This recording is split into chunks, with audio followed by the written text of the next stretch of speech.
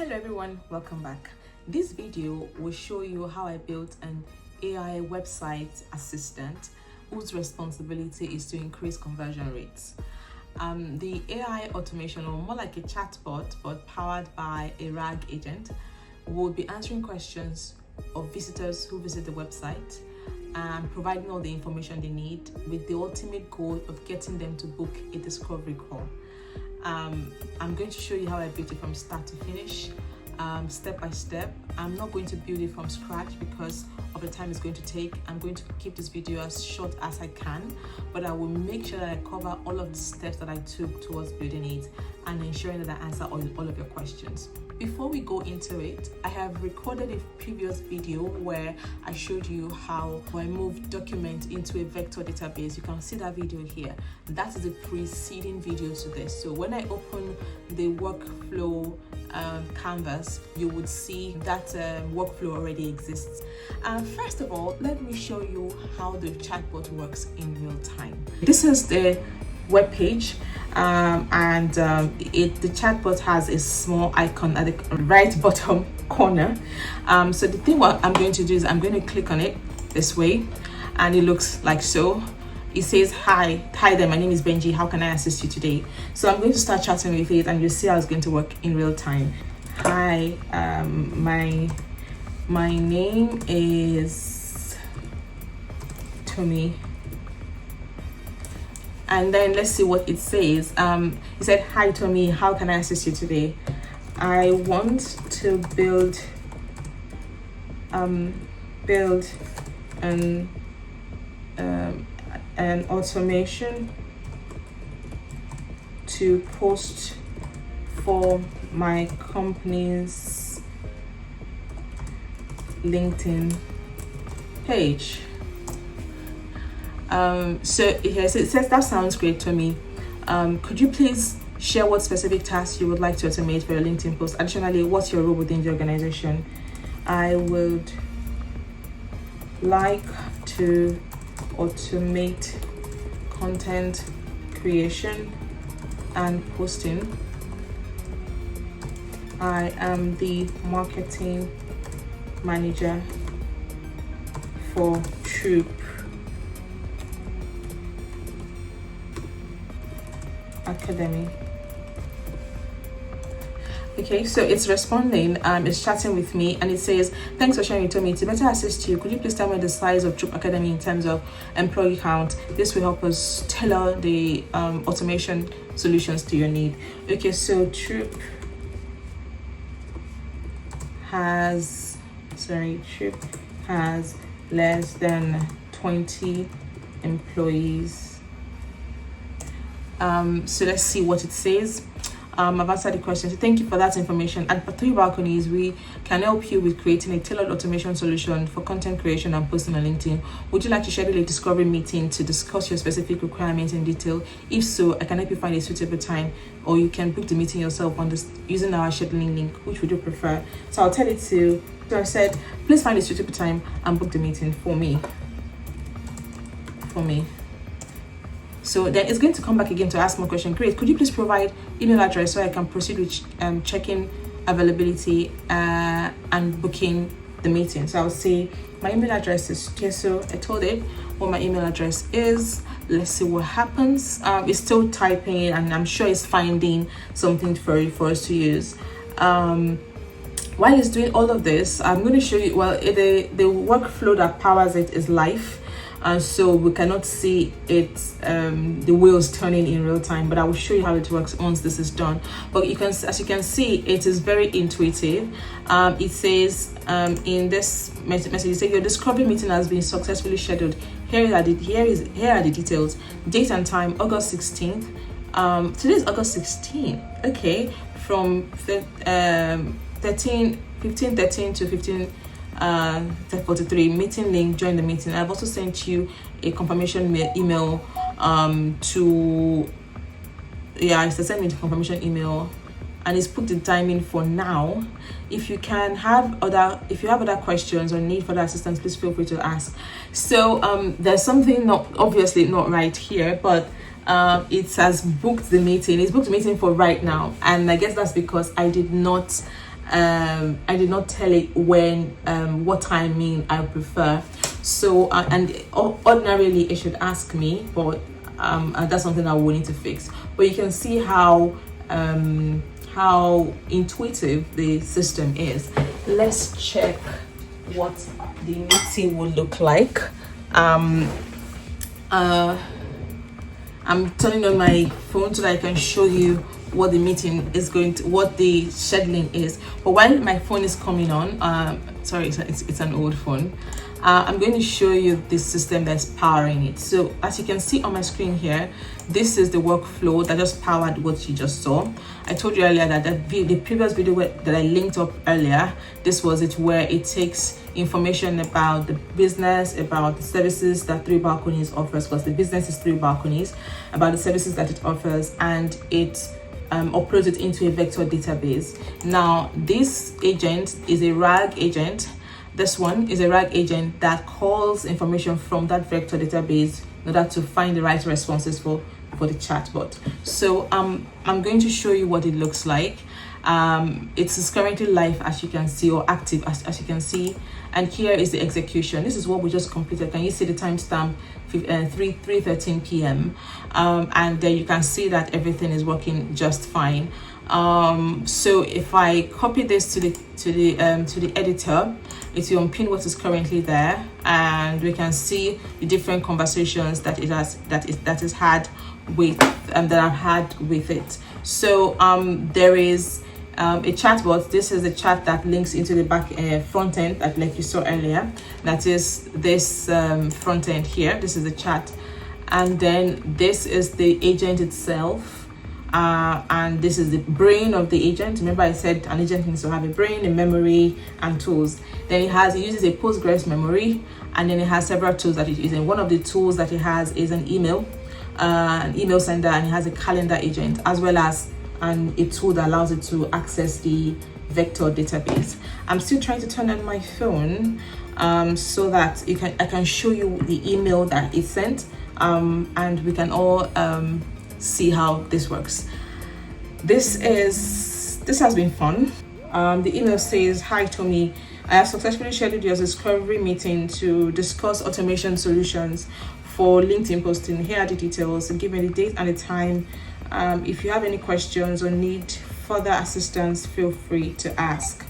And then it put a link there to join the meeting. It's supposed to be a Google meeting. So in order for us to see how this works, we are going to go into the build from start to finish. Okay, so the first thing I did was to start with a chat trigger.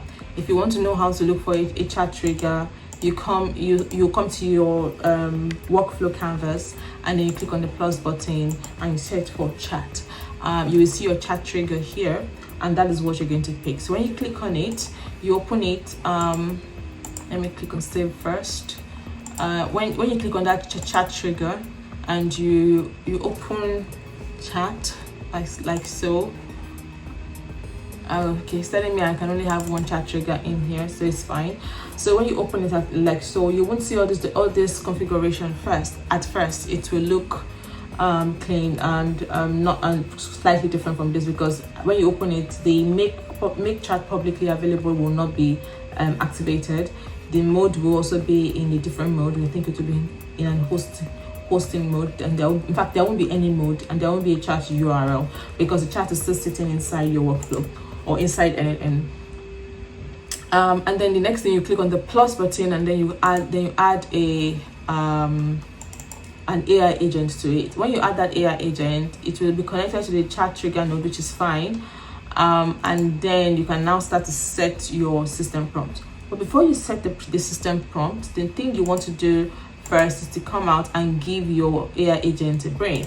The first thing I did was to connect it. If you have been watching my videos before now, you know exactly how to do this. You already have your OpenAI. You already have your OpenAI credentials. So all you need to do is just select the ones that you have. If you don't have one already, you will need to get an API and then connect one to it by clicking here. So once you do that, I already have one connected. I'm currently using 4.0 mini for this. I am thinking that maybe I'm better off changing this to a different one, but I'll be testing that later. But I'm using 4.0 mini for now. I tried using 4.1 mini and GPT-5 mini.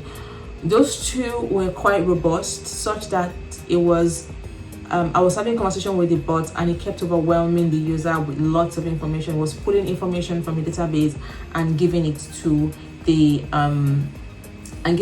user at too early on in the conversation. So that's why I'm testing the different models, but this is where I am. But then the challenge that, like we rightly saw, was that this particular model is not as intuitive enough to identify which email address needs to go where and when it needs to send the email address to the right tool.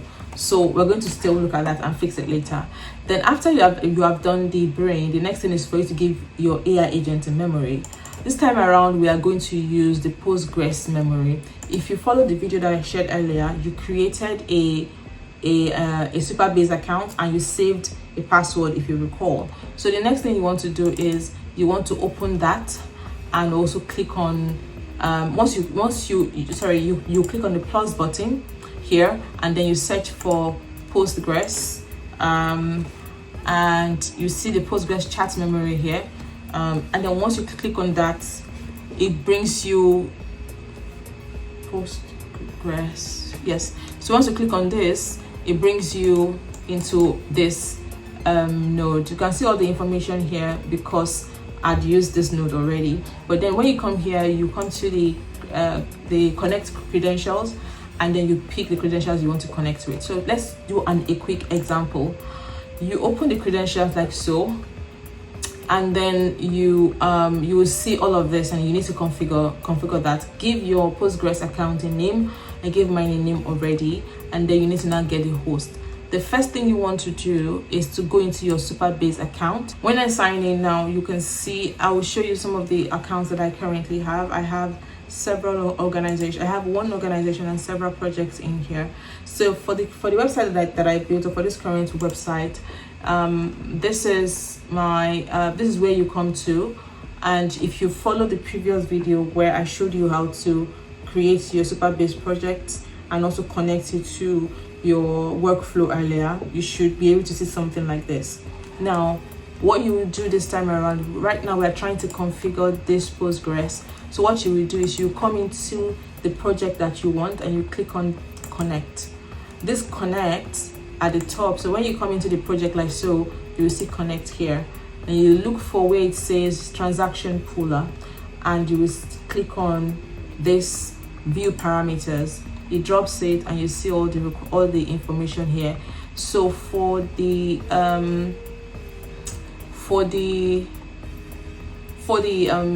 host, like you have here, this host, local host here, or this host parameter, you come here and then you see host. You copy this and you come here and paste it here like so. All right, and then you look at the database is Postgres. The user, you come back here again, you see user here, you copy this, you come here and you take out this and paste user there. Remember the password we kept earlier, the one I told you to save? So you copy and paste that password in here, and then you come all the way down to where you have port. Then you come back into your Supabase, you will see port here, copy this and go back into anything, remove this one and paste your port. So once you do that and you save, you should have a green light to show. Don't forget to change the name here so that it's easy for you to identify it. You have a green light and then you are good to go. Now the next thing is set the context window. I've set my context window to 10, and that's because I don't expect that the back and forth between the user and the AI will go beyond 10 chats. However, depending on you, I'm still testing, so it's possible that it goes beyond that thing, and I'm still going to come and change it. But you do what works best for you. But keep in mind that the longer the context window, the more token you consume when the user is using this the system. So once that is done, you come out. That means you have your brain connected, you have your memory connected. Now the next thing is now to connect your connect the AI agent to your Supabase account. So you click on plus tool like so, and then you come here, sorry, you click on this, and then you come here and search for Supabase vector store. So you're looking for the vector store, all right? You want to work with data in Supabase vector store, so you click on that. When you click on it, it should appear like this. And then don't forget, you connect it to your Supabase account. Remember the one you created in the previous video. You come here, you connect to it as you should. You leave this, they are usually set up as it is, and then you come here and then give it a description. Here I've described it as, call this tool to look up Retrieval Augmented Service information. And then I've also called this, I've also picked the table that I want to work with, which is document. Don't forget that it's document you want to pull information from, not chat history. This chat history is where information or where interactions are saved. All right, it's documents you want to pull that from, and then you set the limit to 7. Well, this limit has been there. I think it was 4 that was there before. I need to change it to 7. I'm not even sure why I changed it to 7, but anyway, there you have it. It's nothing serious. And so you come out and you have that one saved. Then you come under it and click on the embeddings, the same embeddings that you used when you were moving data from your file into the vector store. Is the same one. So this time around we're using OpenAI embeddings. I can as well have pull this from here and connect it to this one, but I don't feel that is necessary, so I've created a separate one. So just come here, you click on the plus button, and then you will search for OpenAI. You will see the different embeddings models that you have, and you pick OpenAI. Once you pick OpenAI, there's not much configuration apart from just connecting it to the right credentials that you want to use. Once that is done, you are halfway there. You can now begin to test. Okay, so if, for example, if I wanted to test this, I can open the chat here like so, and then I'll click on here and start chatting with the model. I can chat with the model inside here and just ask a question. So if I say hi, and I send it, yeah, it's asking me if I wanted to unpin my data. Unpin and send. I've unpinned it, and it's showing us how it's working. So it's responded with, how can I assist you today? So that is how this is working. It's still responding because of course it's live, and it's currently active, but you can see what I've done so far. So you can say hi, and you can tell it its name. So if I say that my name is Hannah, and I send it, it responds with, nice to meet you, Hannah, what can I help you with today? So it shows that it is working. Can you see that so far it's called all necessary, it's saved the information. That's 2 different chats in this session, and it has saved it. It's calling the brain as it should, but it has not called the vector database. It has not called any of the tools that I have connected. That's because there's no need for it to do that just yet. And so then the next thing is for us to determine, if I say how much are your services, let's do it. This is a very big question, but it doesn't really matter. So if I say how much are your services, and I enter, let's see what it says. I can provide you with information about our services. Could you please share what specific services you're interested in? This way I can give you more accurate details. So it's still not calling that vector database, because in my system message I told it not to call it until it is clear as to what the user needs. It's clear about the intent of the user. So if I say I want to know, if I say I want to know more about your blog hosting automation, and I send it to it. Now it is at this point, it has still not called it. It's still asking more questions. It said, to provide you with relevant information, could you please describe what you are trying to achieve? Blog posting automation. Are you looking to improve efficiency, increase output, or something else? I can say I am. Oh, sorry, forgive me. I say I am looking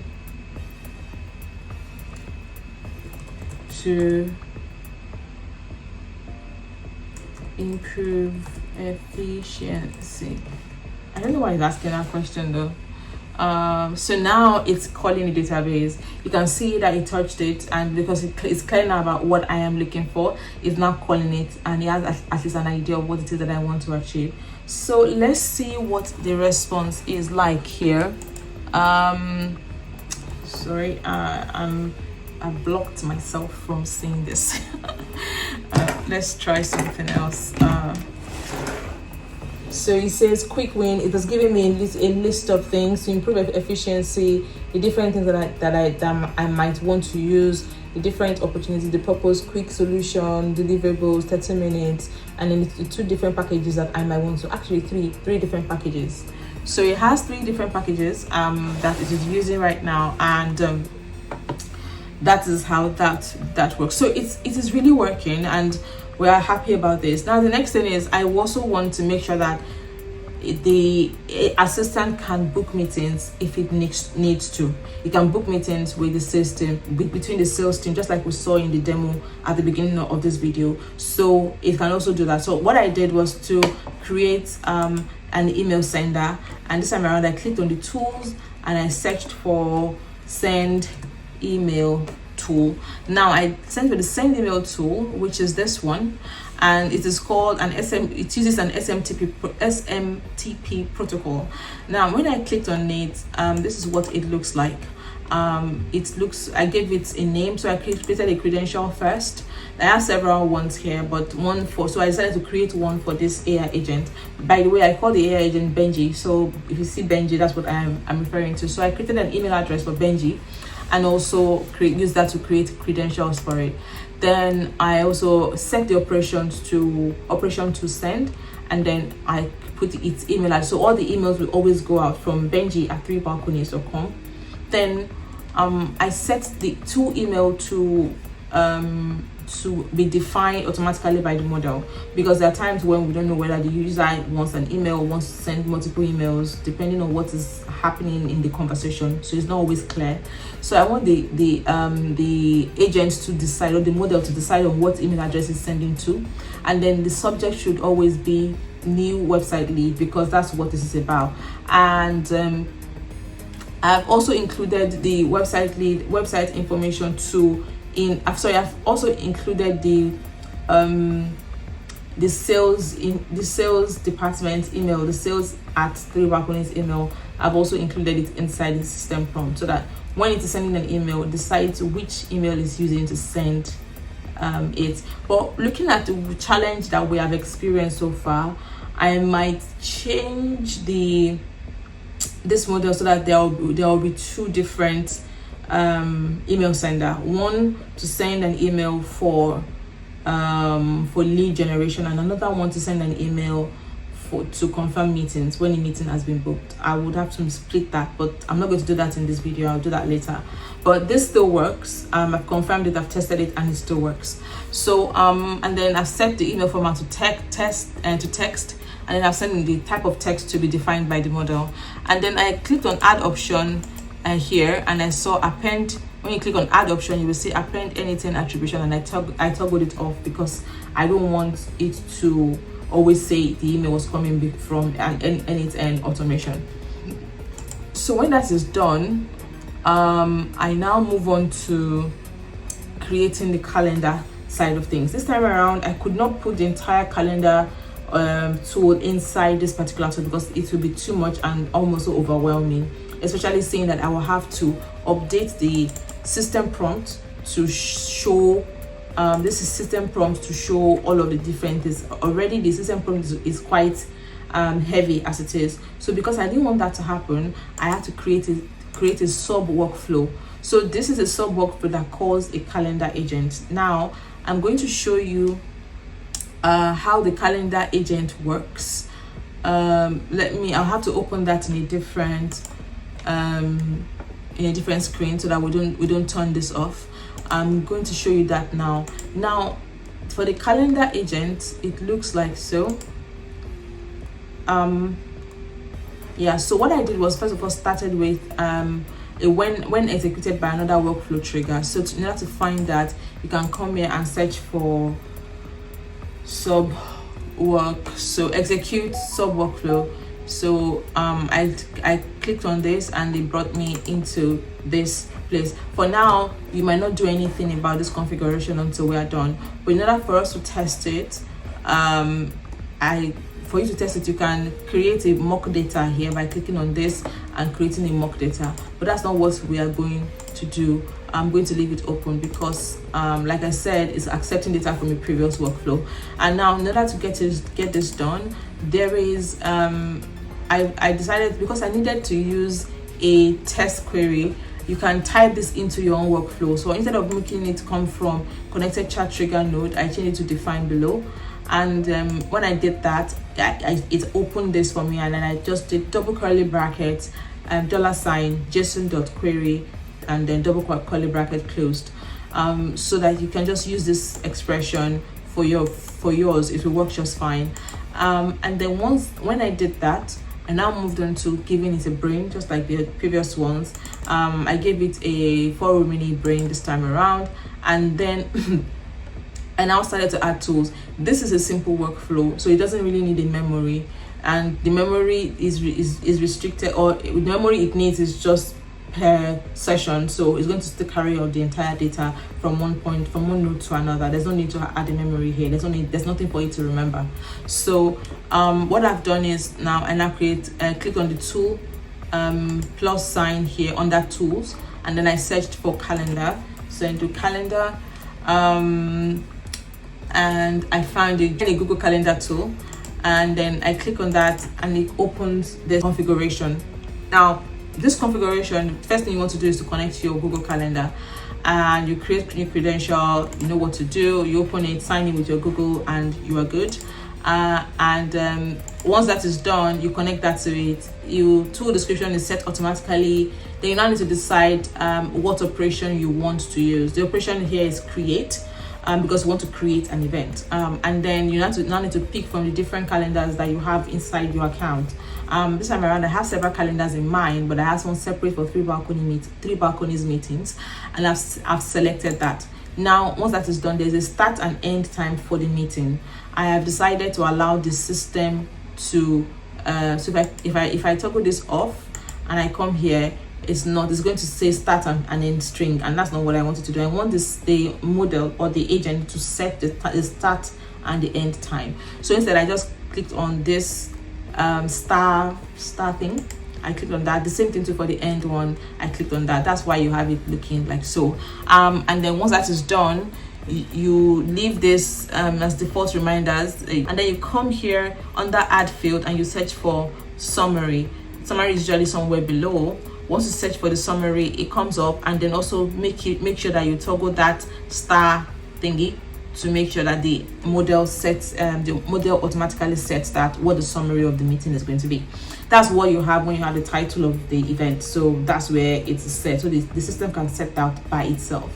So once that is done, I called it create event. Please pay attention to the names I've called it, because that it will impact on the way the system message is drafted or is created or configured. Anyways, so the same thing, just to duplicate this, right click on it and click on duplicate. Once you duplicate it, you come back in here. It's pretty much the same. The only difference here is that we're adding an attendee to it. So you click on that add field, and then you click on add field and you find add attendee. Once you do that, you would see the field, and then also set it so that the model can automatically define it, and then change the name to create event with attendee. Then I come back out again, duplicate the same thing and the same node, and then this time around, this one will be about getting event. This time around, it's not exactly the same thing, because the operation is no longer creating event, it's about getting event. This is where it can retrieve events from your calendar. This allows the system to be able to check availability. If you already have meetings booked for a certain time, it wants to make sure that you avoid those times. So that's what this particular one does. And if you follow what it has here, once you get it to set to many, pick the right calendar that you want, set the after and before to let the model define it, and that is all that you need to do here. The limit is set to 50. Just leave it that way. It's nothing serious. Well, it's serious. It's just that you don't. I mean, it's unlikely you're going to have 50 meetings in one day. So more than 50 meetings in one day. I mean, if you're that busy, then you might need multiple agents. Anyways, and then lastly, you now want to get to the update event. This one allows the model, or sorry, the agent to update existing meetings. So if it can pull a meeting and then update it and make changes to it, so that it avoids a situation where the same meeting is being created multiple times. So that's what you do here, and the only thing that changes is the operation, and the other things remains the same. Don't forget that the event ID is set by the model, because the model has to retrieve it from one place and then use it somewhere else. So once that is done, our meeting, the calendar agent is almost ready. The one thing you now want to do is to now add a response node to it. If you tested it, like I said before, if you have tested it before, maybe you have come here and you have put some, what you need to do here in order to do it, use the test data, is to come here and remove this from lines 6 to 9, delete that, come here, remove the comma, and once you remove the comma, you are left with the rest. Then come here and remove line 4 here. Once you remove that, remove the comma here as well, this comma here. So once you remove this comma, you can now change this by, you can call this one query, this name, change this name, that's the name inside the quotation marks, change it to query. And then here, put maybe to test data, you can say book a meeting for me for 7 p.m. on X day. Once you do that, you can save it. So you can, that's your test data.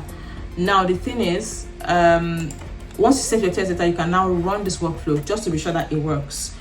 Once it works, you come back in here and it outputs something. You come back in here and then you click, you click the plus sign and you search for edit fields. If you search for edits, come on, why? Sorry. So you come here and you click on the plus sign, and then you come here and search for edit fields. You pick edits. Yeah, here, this one. You click on that. It opens here. You change this one to manual mapping, and then the output from the previous node, you pull it into this place. You call this response and pull the output into this place. So that's how come you have $JSON.output in two curly brackets. Once that is done, you are good. You save this, okay, and once it is saved, you come out, and then you come back to this place. Now when you come back to your previous to the assistant, what you need to do is click on the plus sign, and this time around look for, let me just test that. You click on the plus sign, this time around you see call an anything work tool. Once you click on this, you can open it, and the first thing you see is the description. Call it whatever it is that you want to call it. This time around I'm call this tool to take action in calendar. That's what I have said. And then this is where you now identify which tool it is. Remember to name the previous one, your calendar agent. Don't forget to name it, because once you've named it, you can now come here and search for it. When you search for it, you find it, and then you save. That means this is ready. So that is how come this works, so that each time I want to say book a meeting for me, and before lest I forget, there's something else that you must do here. So once you have that one ready, before now you were using defined fields. That's how come that test data was going to work. But this time around you want to move it to accept all incoming data, because you want it to pick the data that the model is sending from the previous workflow.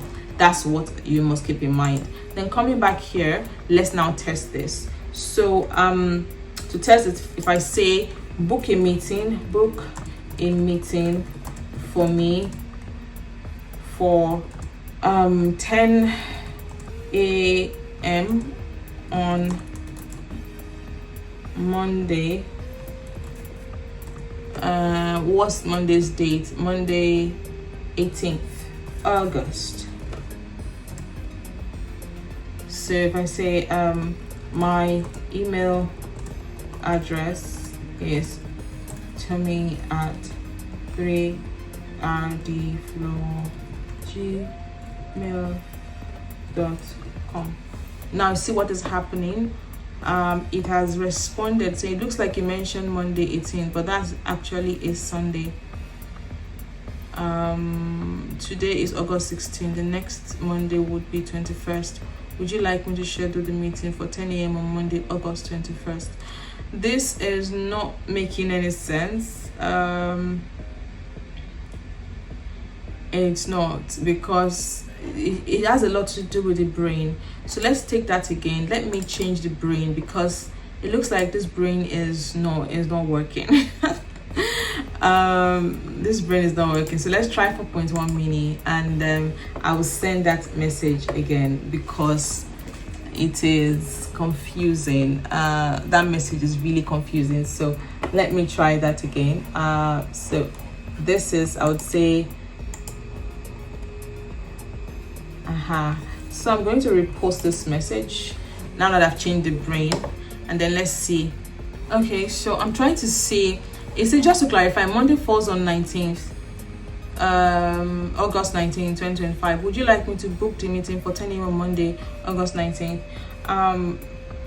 Let's see. Yeah, today is 16th and it's a Saturday.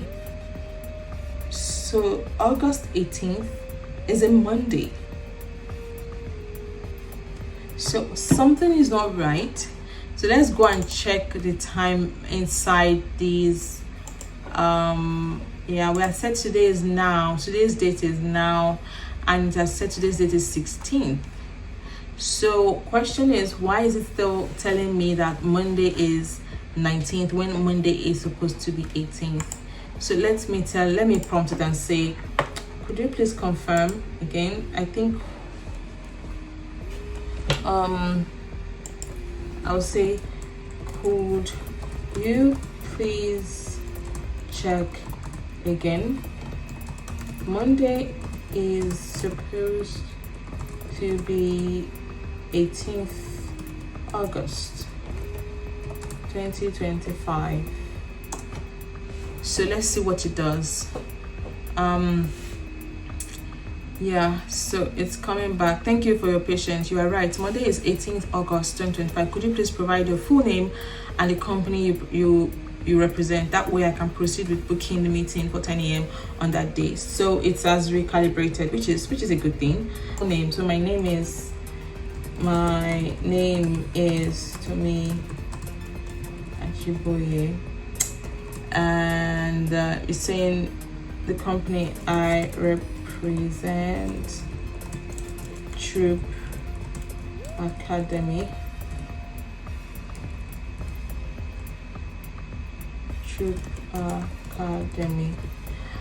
And yeah, so I have done that. So let's see what it does. Thanks for me. To confirm, you would like to book a meeting with 3 balconies for blog posting automation efficiency at 10 a.m. on Monday 18th, and your email address is tommy.flow@gmail.com. Is that correct? So I'll tell it yes, it is. I'll say yes, that's correct. Looks like my data is wrong, but hopefully get it. So now you can see that it is calling the calendar agent because I've given it that information. So so it's saying it seems you have a prior commitment for Monday 18th from 9 a.m. to 9:30. So 10 a.m. is currently unavailable for the meeting. Would you like to propose a different time? Looks like from a time. So it's checking my time. Okay. Would you like to propose a different time that day, perhaps another date? So I'll tell it, let's do 11 a.m. the same day. Let's see what it's doing again. Is it going to call that yeah, it's calling the calendar agent, and then it's coming back. Let's see, you're available 11 a.m. on Monday 18th for the meeting with Tomi Ajibore from Troop Academy. Should I go ahead to book it for you? So yes, so I'm saying yes to it again.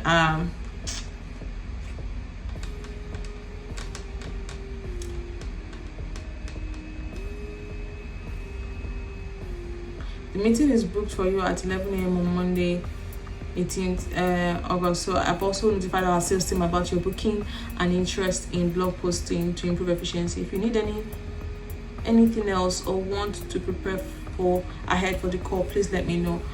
Benji, AI assistant. So as you guys can see, it went ahead to do it. Now let me check my email to see if this really worked. If it's booked the meeting for Monday. Monday is 18th. It's supposed to book the meeting in my Gmail. So let me check that. Oh boy. So rather than moving up back and forth, let's check it in real time. So I will come here and I will check my calendar. The calendar it is using right now is my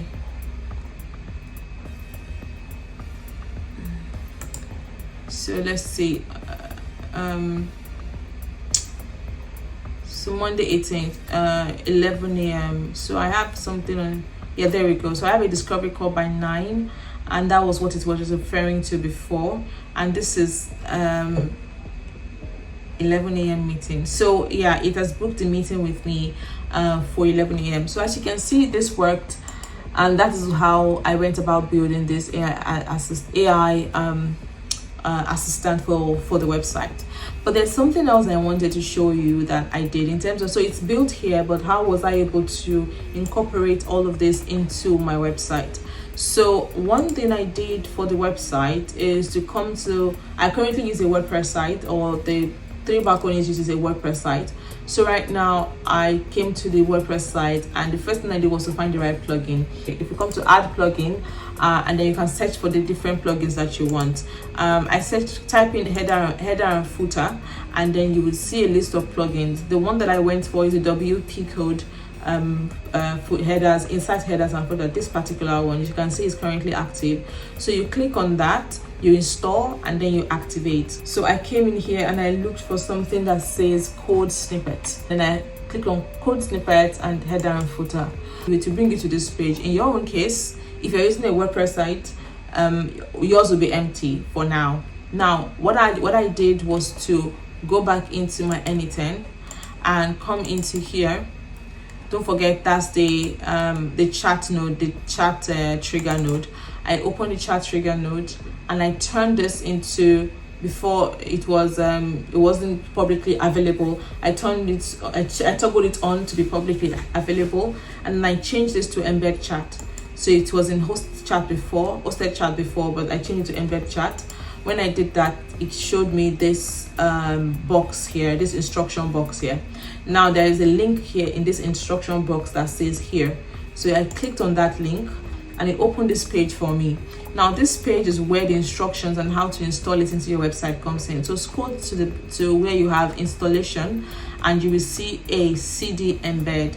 Copy this and come to your header and footer here and place it in the body section, not in the header, not in the footer, but in the body. When you copy and paste it in the body, it should look somewhere. Once you paste it in the body, you come back out of this and you come into that particular page that I opened earlier, and then you scroll to the bottom where you have options. So you take this create chat, this entire thing, and then you come back into your code snippet, and then where you have create chat here, this part from the previous one that you had, you clean that out, you copy it out up onto the bottom here, and then you paste the second thing that you have in the options. Now in my own case, if you check the options here, you would see that it says, hi there, my name is Nathan, and I have named our AI agent Benji. So you come back in here and then you search for where it says, hi there, my name is Nathan, and change it to the name that you have named your AI agent. So that way you are further customizing it. So once you have done this, you save changes. Once you click on save changes, then the next thing is for you to now configure the color scheme of the if you save changes and you go to your website, if you go to your website and you reload it, you should find your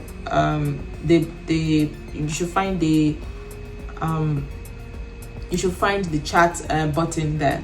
Now the thing about the chat button is that it comes in a weird color, a color that sometimes, most of the time, will not be a good match for your website. So before I forget, sorry, this is very vital, I'm so sorry I missed it.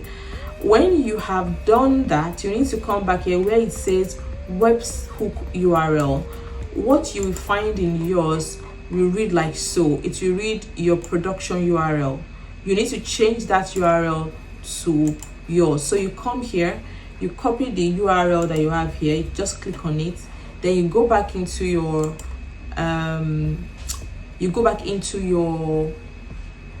code snippet, and then just that part, don't forget to keep it in the quotation or the inverted commas, and then copy it here and then paste it. Once you paste it, then you save.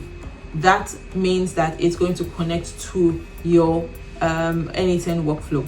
Now the next thing is for you to now decide on the configuration, the CSS, the look and feel, the way it looks, everything. So one of the things that you can do is go into this N8N the instructions, and then scroll to the bottom of the page that says, all the way down, it says customization. The chat window is entirely customizable using CSS variables. So the thing is, you copy this entire thing, this whole thing, you copy everything, and then you go to ChatGPT and you copy that and paste it in. Don't forget, you also need to go to your website, the live website, for example, and you do a screenshot of your homepage, so that you are going to share this screenshot of your homepage with ChatGPT. So you send it to ChatGPT together with the code and tell ChatGPT that you should adapt the code, the CSS code, to match the theme of your website, so that once it adapts it, it can fit into the right color, similar to what you currently see on the 3 Balconies website like this. So once you do that, it gives you the right code. Then you take that code, you come back into your header, and make sure that you give ChatGPT the detailed instruction about what you want to use it for, and then you come back into here. Once it gives you the code, paste the code into footer, not the body where the other is, into footer. And once you do that, you click on save changes. When you save changes, your website should look like it's supposed to look. That brings us to the end of the video. I hope you enjoyed it. Just to let you know that I have now launched my AI automation agency business. The website I showed you in this last video is an indication. That's our website. Visit www.3balconies.com. I will drop the link in the description below so that you can visit and you can find out more about our services. If you're a small or medium scale business, or you are a manager of a particular unit in your organization and you need help with automation, please feel free to contact us. There's a link to book a free discovery call in case you want us to just take a look at what you currently do and see how we can propose solutions for you. Visit our website and feel free to reach out to us using the contact details in there. You can also book a meeting whenever you want to. Thank you for staying with me on this one, and I look forward to seeing you in the next one. Bye.